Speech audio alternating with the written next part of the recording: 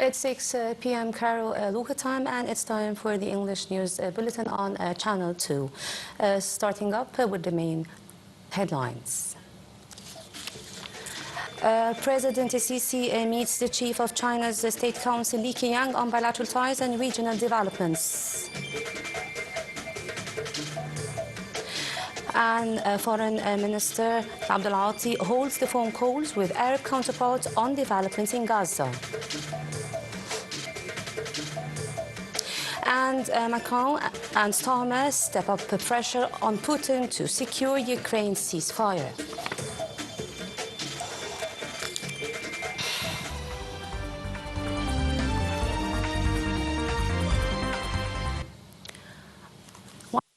The news in details. President Sisi today hailed the Chinese company's contribution to the implementation of the national development projects, saying that Egypt is looking forward to attracting more Chinese investment, particularly in the new and renewable energy, tourist, industrial and the electric vehicles manufacturing fields. And the president also made these remarks as he received the chief of the China State Council, who is also the Chinese Prime Minister Li Qiang, expressing Egypt's keenness interest in the continuing coordination with China on the debt swap file and the activation of the relevant accords.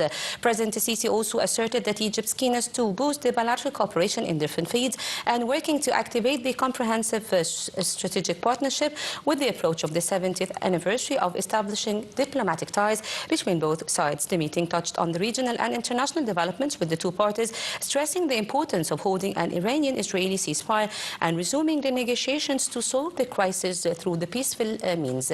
And they also pressed to returning to the Gaza ceasefire deal to ensure the reach for the humanitarian aid to its people. And Prime Minister Mustafa Madbouli holds the expanded talks with the chief China State Council, Li Qiang, on enhancing the strategic partnership of both countries. The Prime Minister said that the Chinese Premier will also witness the signing of a number of cooperation agreements in different fields that compromises various investment and development projects. And Madbouli has earlier received his Chinese counterpart and his accompanying delegation upon his arrival yesterday in Cairo. And the Speaker of the House of Representatives, Hanafi Gebali, today hailed the upgraded ties between Egypt and China, voicing the confidence that Beijing will go forward on its development and reform path. And the Parliament Speaker made these remarks in the meeting with Chief of China State Council Li Qiang, who urged the Chinese joint projects with Egypt and the two countries similar ranks regarding the regional and international issues of the mutual concern. And this Chinese official, meanwhile, appreciated the Egyptian legislature's efforts for boosting Egyptian-Chinese ties.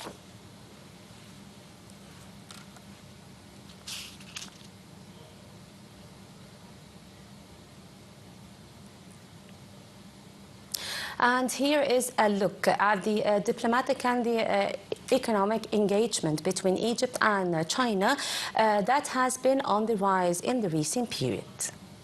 And the Minister of Foreign Immigration and Egyptian expatriates, Badr Abdul Ati, held the phone calls with his counterparts from Qatar, Jordan, Bahrain, Algeria, Kuwait and Morocco. The phone calls focused on boosting the joint Arab action in such a critical time of the region's history. The Arab top diplomats exchanged a view of points of the developments in Gaza, along with the efforts and the coordination with Qatar and the U.S. Resume a ceasefire deal, ensuring the hostage prisoner swap and a greater and immediate access of humanitarian aid to Gazans. And he also reviewed Egypt's preparations for hosting an early recovery and post-war reconstruction conference for Gaza.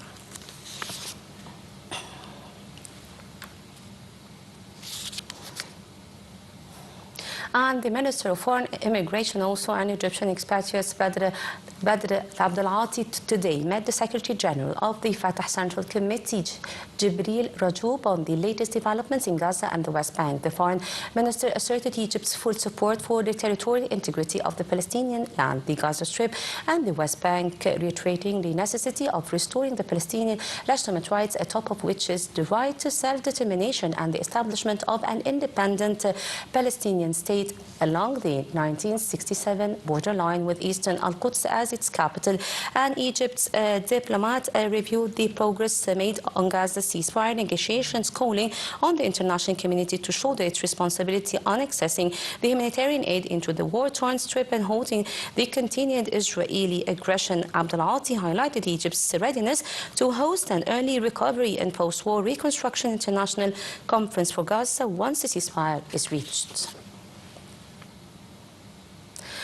And the French President Emmanuel Macron wraps up a three-day visit to Britain today, with the summit aiming to reboot defence ties with a focus on joint missile development and the nuclear cooperation. Macron, UK Prime Minister Keir Starmer are also expected to discuss maintaining support for Ukraine and curbing the undocumented cross-channel immigration ahead of this summit, which follows 2 days to talks of the politics, trade and culture. France and Britain announced their defence relationship will be refreshed, and Starmer and Macron will also agree to deepen the nuclear cooperation and work more closely than ever before on the nuclear difference.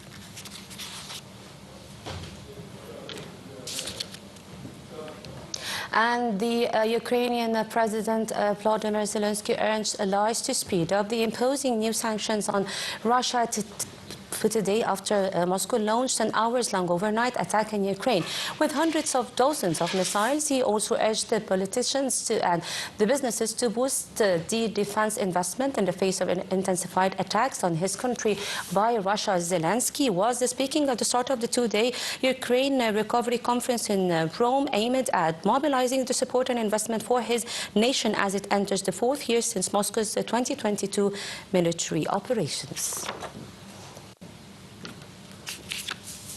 And Ukraine announced that Russia has hammered Kiev with its second largest-scale drone and missile barrage and many nights, killing at least 2 people. The Ukrainian Air Force said that Russia had launched 415 drones and missiles at the country, while President Volodymyr Zelensky urged allies to roll out the fresh sanctions on Moscow faster. The heavy shelling came as the UN said that Russia's escalation of the drone and the missile attacks on Ukraine cities led to the 3-year high in the number of the civilians killed or wounded. In June, the UN verified at least 230 people killed and more than 1,300 was wounded during the month of the highest combined toll since April 2022.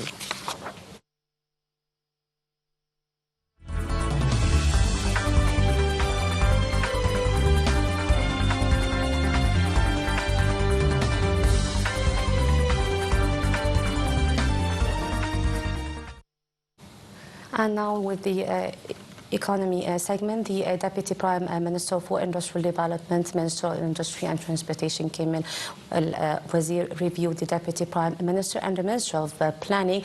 The Democratic Republic Congo means to enhance the bilateral ties. The Minister Kamil Wazir hailed the historic and the deep ties binding the two countries, adding that the President Sisi has directed to increase the fields of cooperation between the two countries. And the Deputy Prime Minister of the Republic of Congo expressed high appreciation to President Sisi, stressing his country's keen interest in expanding the ties with Egypt, namely in the trade of economic aspects.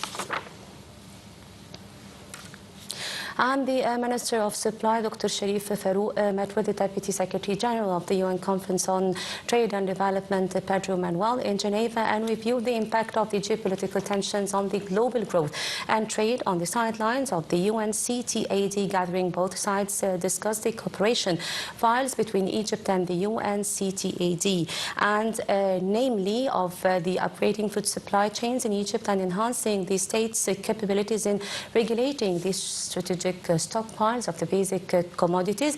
And during the meeting, the Ministry of Supply said that Egypt is attaching as the top priority achieving food security and enhancing the capability of the phase deal with global crisis.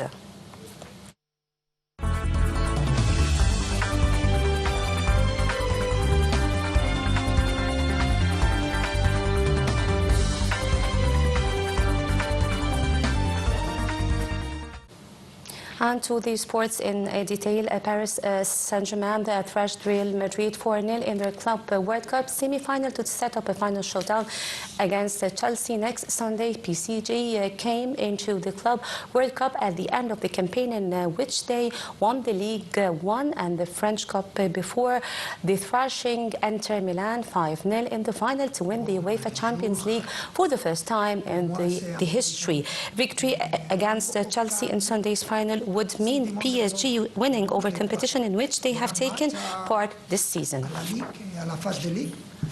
Pas de revanche pour moi, c'est un match motivant parce que